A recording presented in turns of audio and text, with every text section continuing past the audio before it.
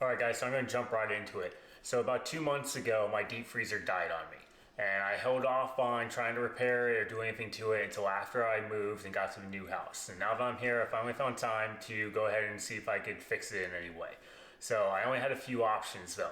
This system, unlike your AC units or your car's AC units, this system is entirely closed. So everything's been soldered together and there's basically no way to access any of the compressor lines and try to replace anything if something had gone bad as far as the compressor went. So I only have about 2 or 3 options for electrical issues that I could replace if one of those had gone bad.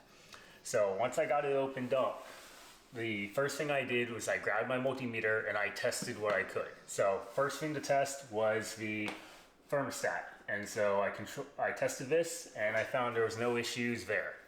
Next thing to test was the starter relay.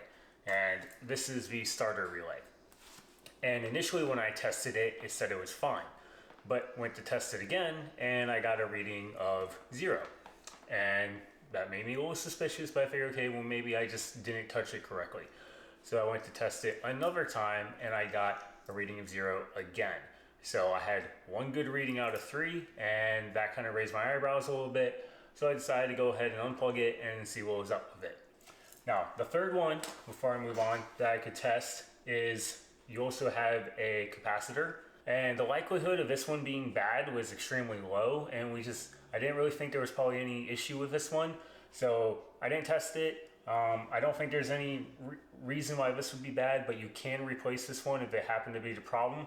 So when I got the relay off though, I noticed that upon shaking it, there's a very large amount of rattling sound. And so between the failure with the multimeter testing and the rattling, that made me suspect that it was probably working a little bit, but not working the entire time.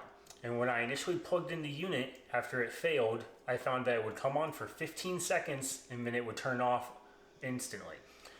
So that made me think that it's probably some sort of electrical issue going on. And the relay is probably my best bet here.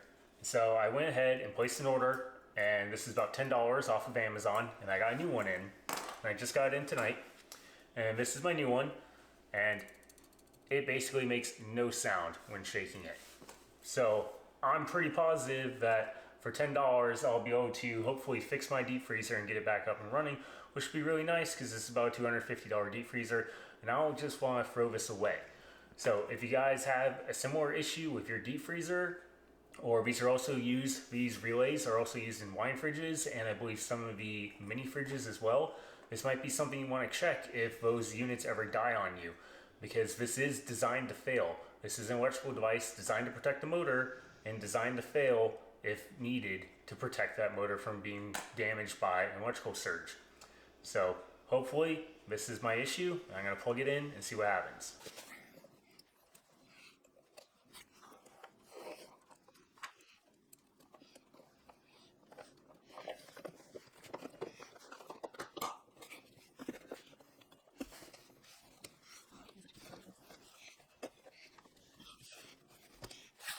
Okay, now that I got the relay plugged back in, I'm gonna go ahead and put my thermostat and switch back in.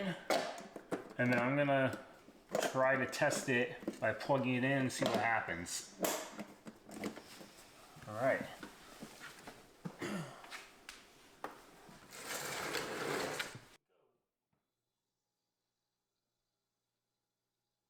All right, so it appears to have worked. I plugged it in and I've had it running for a couple minutes now. I went ahead and turned it back off because I still need to cover up the electrical relay to keep it protected. And then I need to put the actual external cover back onto the deep freezer. So I'm gonna go ahead and put these back on, and then I'm gonna put it back into its place where I want it, plug it back in, let it run overnight, and make sure that it is fully working, because I don't want to put anything in there until it's actually cold. And I also want to make sure that it will run completely and I don't have what I found last time where I came down and found all the ice had melted and I had a whole puddle of water on the floor. So I'm going to see what happens overnight before I make a final decision on it, but I believe I've got this working.